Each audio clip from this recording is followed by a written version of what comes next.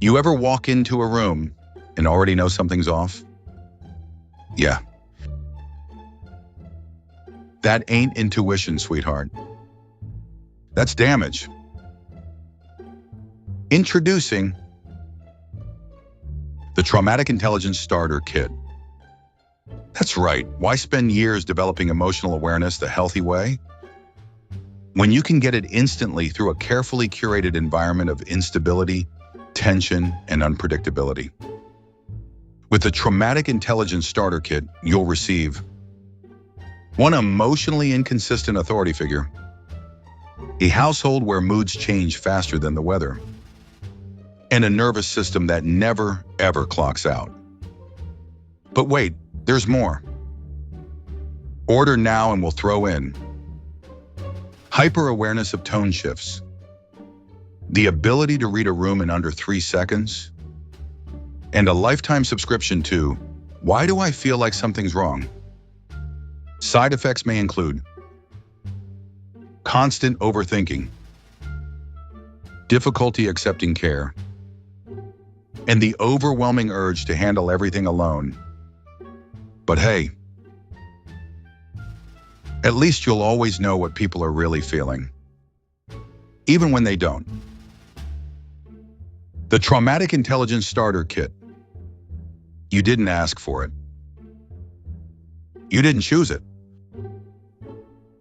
But now that you've got it, you might as well understand it.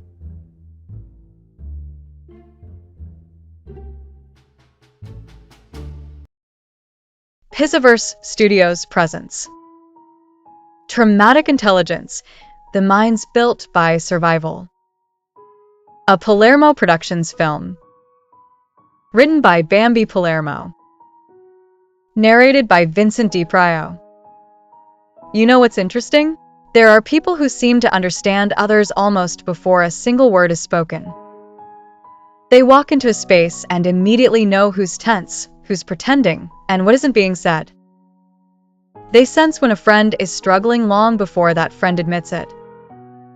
From the outside, it looks like a gift, maybe even something they were born with. But the truth is usually quieter and harder than that. For many of these people, that awareness wasn't a talent. It was a survival skill. Built by necessity. Their nervous system learned to track the emotional weather of the people around them because at some point, knowing what was coming next was the only way to feel safe. Psychologists have begun calling this traumatic intelligence, and what the research reveals about it changes the way you see a certain kind of person entirely. Here's the underlying idea, and it's worth slowing down for. Difficulty doesn't only leave damage behind. Under certain conditions, especially during the years when a child's brain is still being shaped, it can also reorganize the nervous system in ways that produce a remarkably accurate form of perception. The brain adapts. Developmental researchers have found that when a young person grows up inside an environment that is unstable, emotionally inconsistent, or quietly unsafe, the brain begins adjusting itself in measurable ways. The regions responsible for spotting threat become faster and more efficient. The areas that handle emotional regulation get pulled into use much earlier than they normally would. And what gradually takes shape, often without anyone noticing, is a mind that learned to study the world with unusual care. Not because it found the world fascinating, but because studying it carefully was part of getting through each day intact. The signs reveal themselves.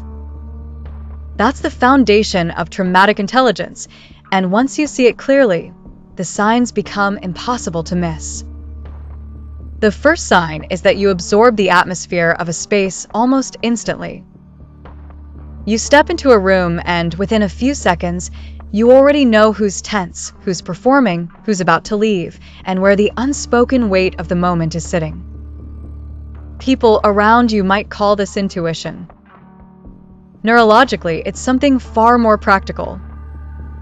Your brain spent years training itself to log small details, a delayed glance, a shifted shoulder, a flicker in someone's tone, because at one point, those details were how you knew what was coming next.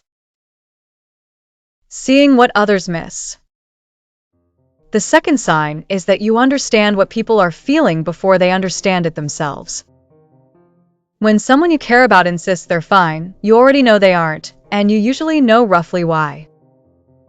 Some psychologists describe this as anticipatory attunement, and it tends to develop in people who, as children, had to track an adult's emotional weather closely in order to predict the kind of day they were walking into. You didn't sit down and decide to become this perceptive.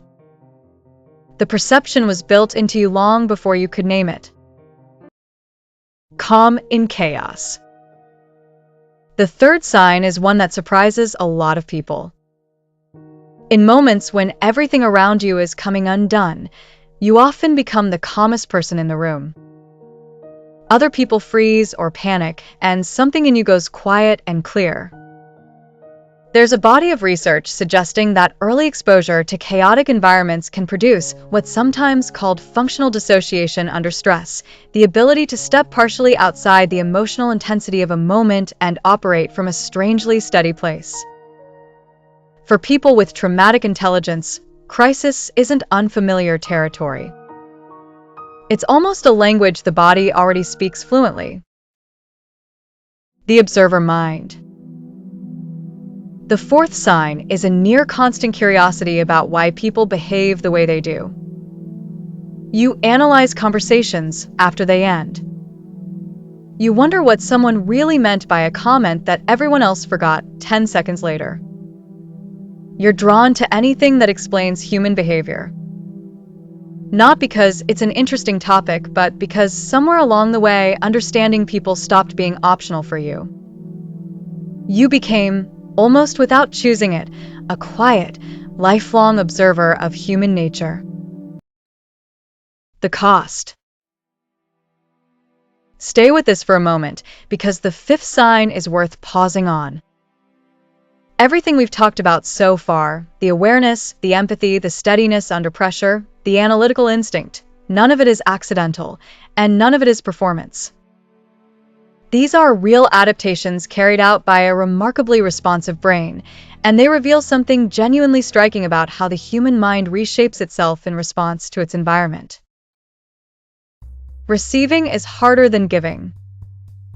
So let's keep going, because the remaining signs reach into the parts of this intelligence that are harder to see from the outside. The fifth sign, and the one that often goes unnoticed, is that receiving care is much harder for you than giving it.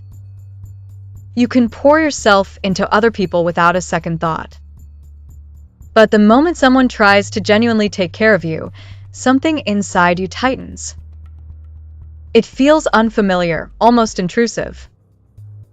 This isn't ingratitude. It's an old protective pattern.